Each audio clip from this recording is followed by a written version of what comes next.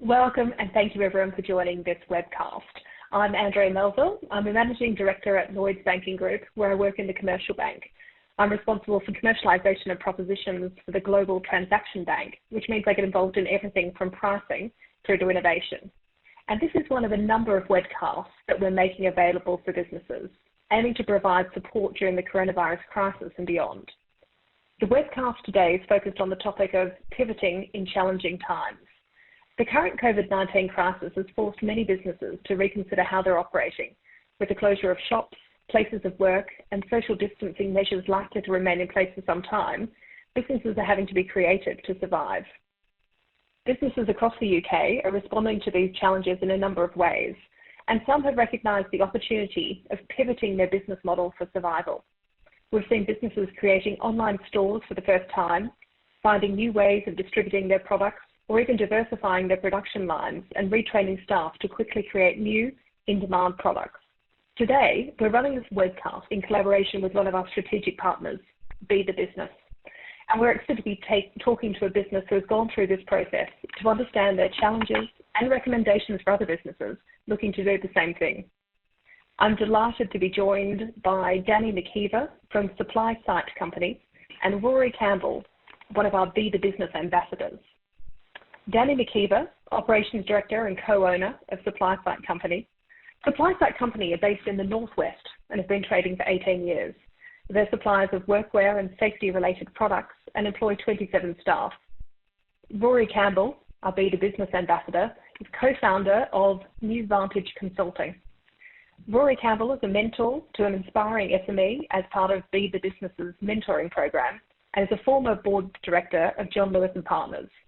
Welcome, and thank you both for joining. So let's get into some of the key issues for business owners and leaders. So to start us, I'd like to ask, what is Be The Business and what are you trying to achieve? Thank you, and thank you for the introduction. Be The Business is a relatively new government-supported and business-led not-for-profit created to help close the UK's productivity gap. A lot of people will know that the UK has some of the most productive companies in the world, but it also has a majority middle of underproductive companies. And despite having some very high-performing companies thinking of itself as an industrial leader, we still lag behind the likes of USA, Germany, Japan, and France. And so Be The Business emerged following something called the Mayfield Review, where Sir Charlie Mayfield was asked by the Chancellor in 2015 to take a closer look at the productivity problem. And he brought together a group of experienced, the brightest minds across UK PLC to approach the problem from a different way. It produced a report, How Good Is Your Business Really? That's what the report was called. And it identified a number of critical issues, and in particular, the need to improve SME support infrastructure, SME management and SME leadership capability.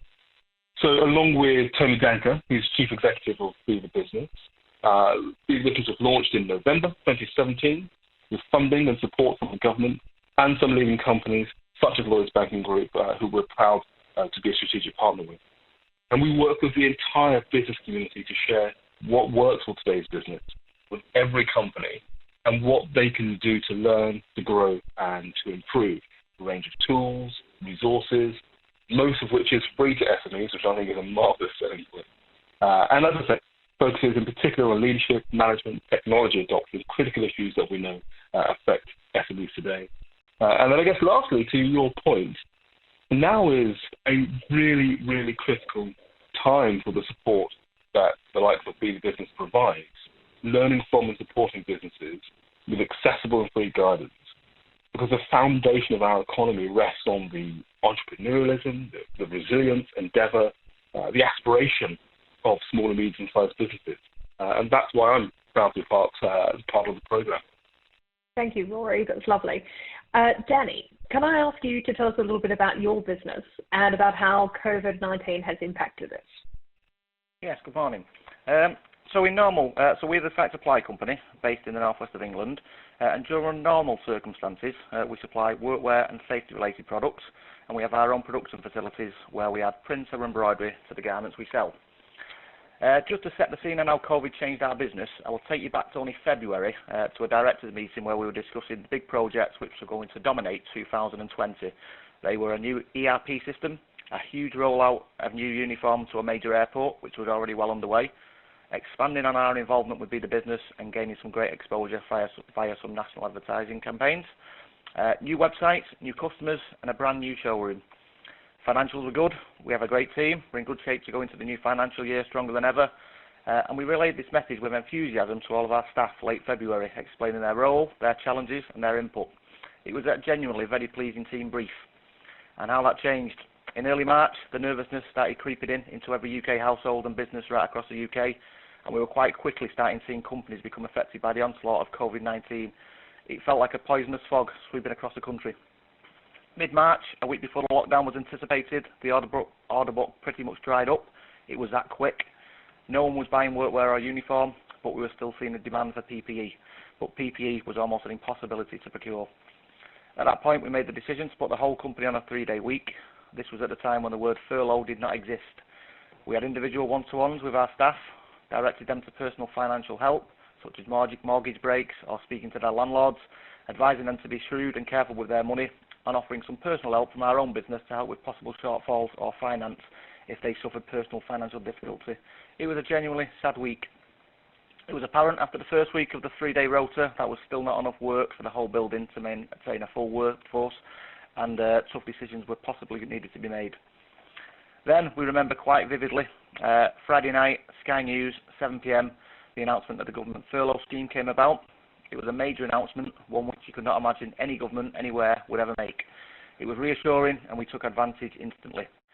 We ultimately furloughed half of our workforce, 4 of them working from home, and Teams and WhatsApp groups becoming a daily norm. Wow. I mean, that is such an experience to go through, to be in February and having everything be healthy and optimistic and exciting. And then I think you called it a poisonous fog rolling through. And then trying to manage the business down to a 3-day week and then putting half of your employees on furlough in the end. And it's a terrible journey to have gone through. But one of the things I really liked in that was your focus on the importance of empathy, and how much of a difference that can end up making to people, because there's obviously very, very human situations that we're going through. What processes did you go through to implement this change, this pivot? And what key learnings can you share from having gone through this with other SMEs? Yeah, so there's quite a few. We are quite lucky at the Tight Supply Company as we have 3 directors, each with clearly defined roles. We're also very fortunate that although 80% of our business is workwear related, 20% of it is PPE. And as I mentioned earlier, we already knew PPE was very hard to come by, but we also knew it would be a much needed necessity for the challenges ahead. The first thing we did was sit down and try to predict which products would be in demand, balanced with what our customers would be expecting us to be supplying. Our customers would not expect us to be selling software to enable working from home, but they would be expecting us to secure PPE and PPE related products. The genuine focus at this point was survival, but we also had an underlying determination that we had the ability to pivot, adapt, and not only survive, but thrive if we could source the right products. We did our research, attempted to understand what the immediate future would look like and what different products our customers would need and which products may be in demand. And the first big decision we committed to a lot of money to was hand sanitizer and disinfectants, and this was at the point when these products were not available. After our purchase, we had a few sleepless nights due to missed deliveries, a few broken promises, and at one point the fear that we would not be getting any product at all. But after a week or so, these fears quickly turned around and we became known as a reliable source for these type of products, and we could not take orders fast enough. Due to demand being extremely high, we had to redesign the warehouse. Our normal processes for workflows were parked, and the showroom, which was planned for this year, has now become an extension of the warehouse. Our website, highvis.net, was the next to be adapted. We created a COVID-19 landing page, updated it daily with COVID-19 related products, which we believe would be a help and assistance to both frontline workers and the multitude of key workers still working across the UK. But despite what we were doing, there was still a huge range of PPE products such as gloves, coveralls, dust masks, goggles, which were still extremely hard to come by, and we were seeing daily fluctuations in price. So on a daily basis, we have to manage our customers' expectations by being open and transparent about what stock was in and what was not, and when we may have access to it. Through all this, future planning still has to be considered in what could be a very challenging economy going forward. So although we are still very much in a reactive mode, we still have our eye on the future. Our IT team is still ploughing on with the implementation of our new ERP system. We are keeping in contact with our account customers and are creating marketing material for our website for when the expected lockdown is eased and the wider workforce slowly returns to work. Then we've got our employees. From the very first day, we have to keep the whole team engaged and be very mindful that the furloughed and the unfurloughed are in two distinct categories. The team members who are working are seeing that things are going okay. They are reassured as they can see the volume of work coming into the building. They are working hard and they're coming in despite the terrible things they're reading in the news. For the furloughed, we are completely mindful that this is not their choice. They don't want to be furloughed and they are raring to come back at the earliest opportunity. They don't see the workload, they don't see the reassurance of orders coming in, and they don't know what their future looks like. To combat this, we have a company WhatsApp group where we all communicate. Our MD provides regular updates on the phone, explaining where we're up to, how the company's performing, and leaving them with some comfort that as each week improves, so will the need for them to return. On a weekly basis, we are bringing more team members back, and now we only have 5 from an initial 13 who are furloughed. So to summarise, I refer a few times in this webinar to how fortunate we are to have certain things line up. We have 3 owners to share the burden. We have just come out of a 12-month mentoring programme with Be The Business and the John Lewis Partnership, which has seen huge benefits to our efficiencies. 20% of our business was already PPE, which we managed to switch to around 80%. But truthfully, a lot of this comes down to having a great team, a belief in our ability to adapt, a support network to help each other and share experiences, and an unwavering determination to come out of this as a much stronger, versatile business. Well, I mean, that's wonderful to hear. And, and the bits that really stayed with me when you were talking there were really around that importance of balance. So you talked a lot about sort of that risk mitigation period and sort of almost that crisis mode about making sure that you could survive.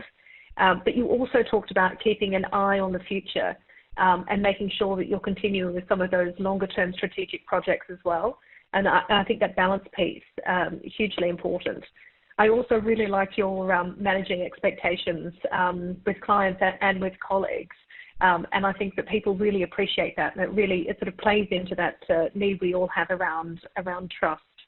And then finally, I thought your communication and really understanding how there are 3 different levels to that communication. So you have the communication out with your customers and, the importance of the website redesign and daily information and that managing expectations. But then you also looked at the colleague perspective and you made sure that you were setting your communication so that it worked for those who were working and those who were furloughed, knowing that they were seeing a different side of the business. I think there are some amazing things from your experience that other SMEs can learn. So thank you so much for sharing that. Rory, you're also a mentor and you're currently helping your mentee pivot her business during the crisis. What top tips would you share? What could you add to what Danny's just been talking about?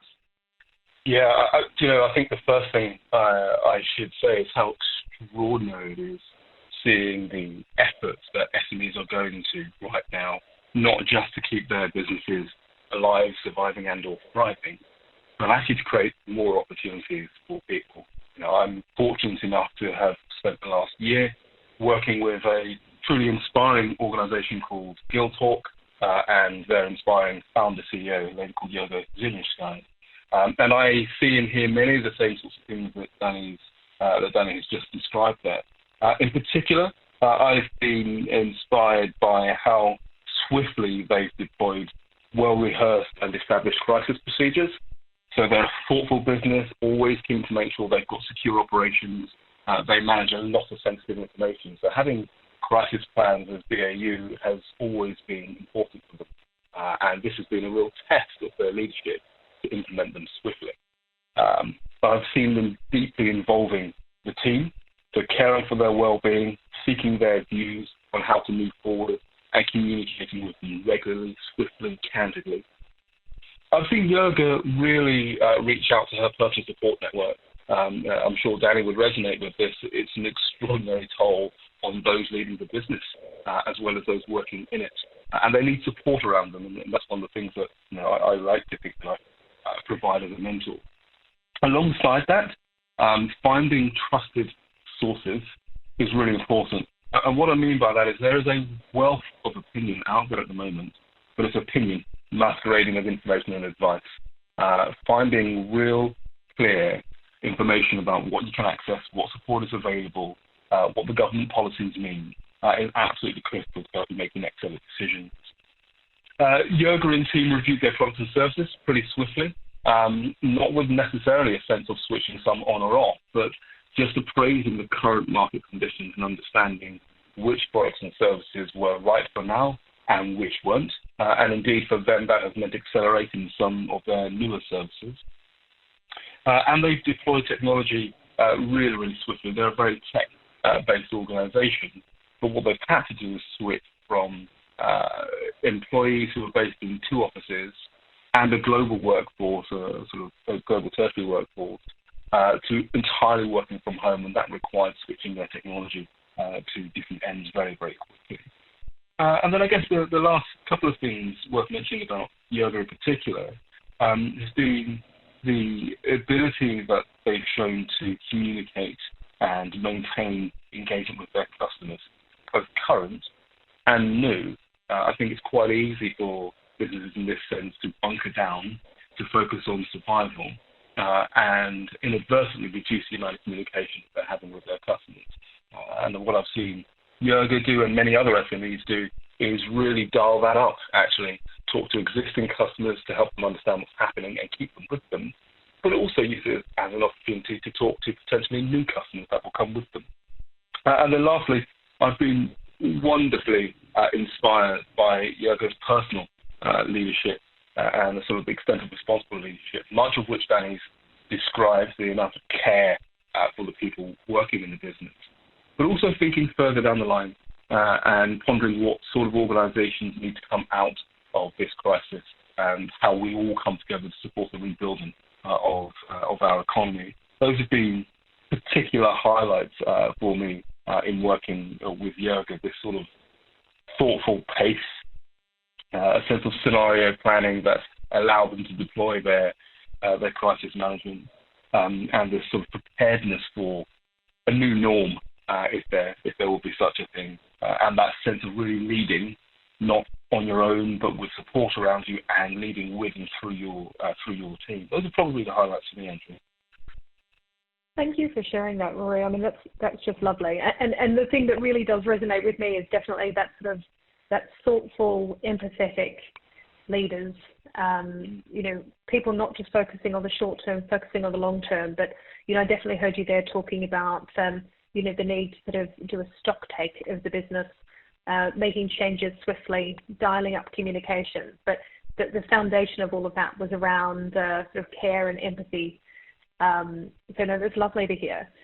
So, Rory, can I ask, so if a business, if you've given an example of Guildhall, but if another business is looking at pivoting, what should they be considering?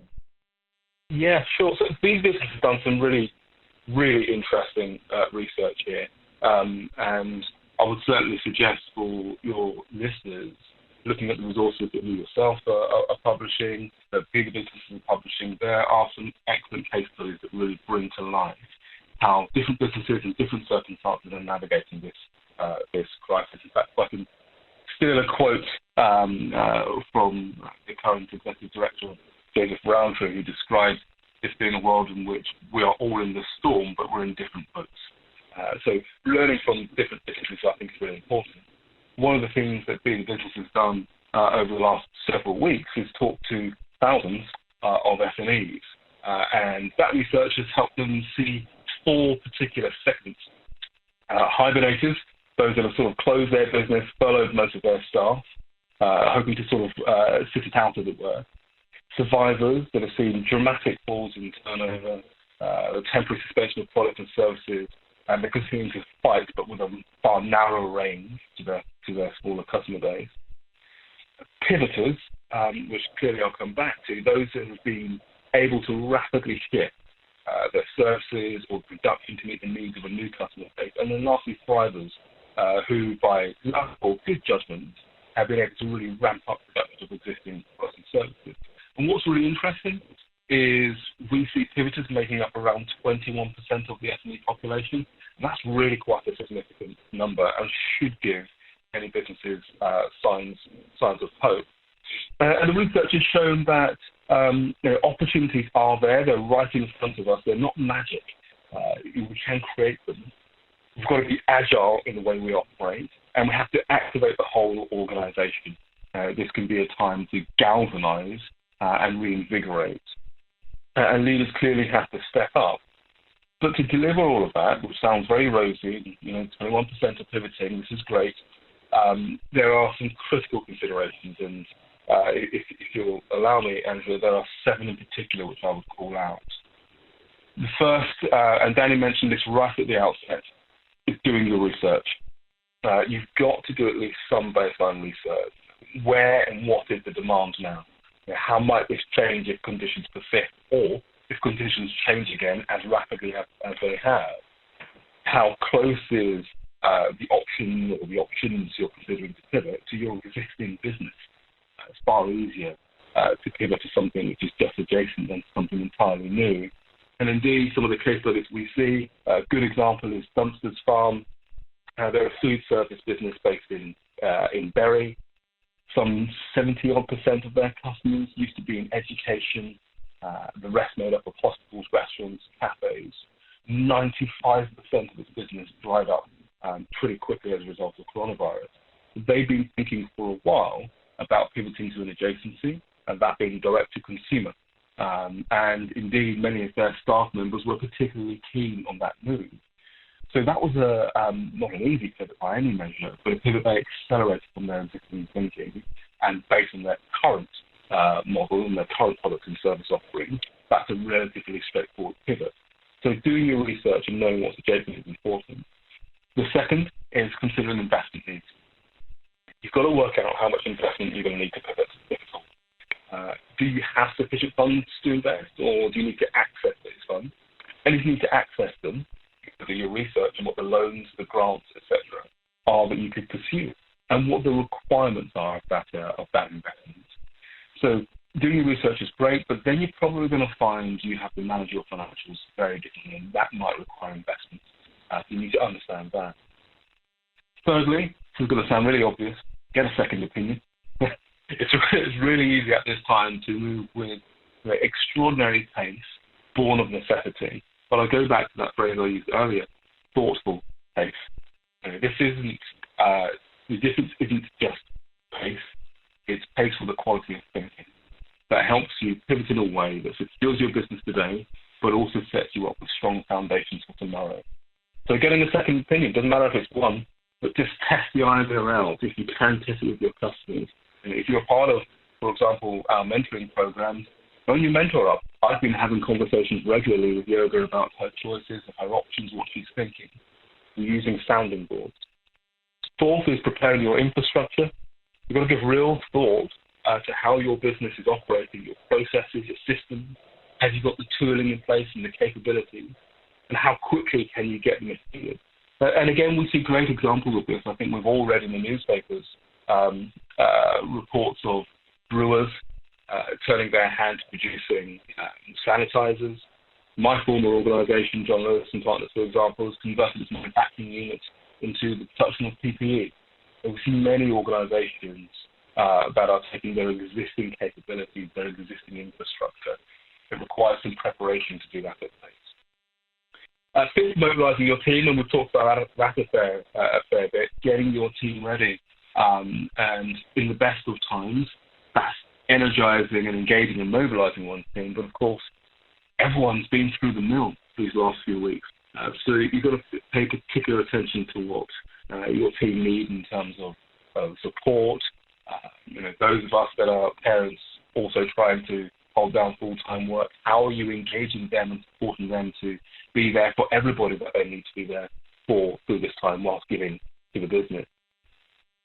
Six, reinvigorating your customer comms, and we've touched on that as well, the sense of staying close to your customers through this time so that your existing customers come with you as you pivot, or if your product or service that you've pivoted to isn't right for them, that they're still prepared to advocate you because they value how you've supported them in the past. And of course, this is an opportunity to reach out to new customers who may be listening in a way that you hadn't expected. And then lastly is your distribution, marketing and launch. You'll be moving at pace, and ordinarily you may have had months to plan a new product launch. But right now, time is of the essence, and likely budget is of the essence as well. So using existing customer base, thinking digitally, getting creative. And again, we've seen wonderful case studies of this. I really like the story of Cube Video, run by a chap called James Hakesley. They're an animation agency specializing in creative content for businesses and brands. And he has really innovatively both retuned the product offering to make it right for the current market, but uses existing customer databases and some previous customer databases to reach back out and use that as a platform from which to launch his new offering. We can get creative about the ways we do this, and there are some wonderful stories and lessons about how others are doing it and having amazing success in doing so. There's one last thing that I would mention, and that is our talk of pivoting in itself. I think it's really important to note that organizations pivot all the time.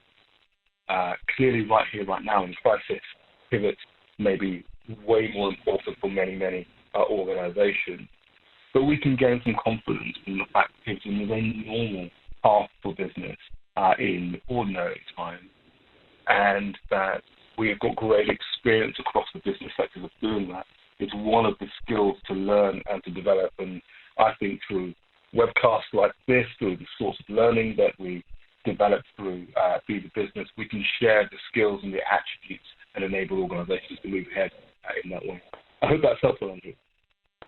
That's fantastic, Rory. Thank you so much for sharing. I think there are some wonderful pieces of advice there for businesses looking what to do at this point in time. If I think about your 7 steps, it was do your research, consider the investment needs, get a second opinion, which I think is so important, such a great thing to call out, roll out the different and I think you were talking about not just being pace, but about thoughtful pace, which I love that expression. I think that's fantastic. Preparing your infrastructure, mobilizing your team, reinvigorating your customer communications, and then I love your 7. And 7 is sort of everything else: distribution, marketing, and launch. Huge amount of great advice there for businesses. So look. That's it for today. So I'd really like to say thank you, Rory. Thank you for sharing your thoughts. Annie, thank you so much for sharing your experience. We wish you and your business every success now and into the future. And we hope for all of the people listening that the content has been helpful. If you're interested in joining the 12-week Rapid Response Mentoring Program, you can sign up on Be the Business's website, and the link is included on our webpage. And as a quick reminder, that there are other webcasts in this series, so just visit our website. We'd also love to hear from you on any topics that you'd like us to cover in the future. And for this, you can tweet us at LloydsBankBiz to share your thoughts or comment using #webcasts. So thank you everybody for listening. And again, thank you Rory, thank you Danny.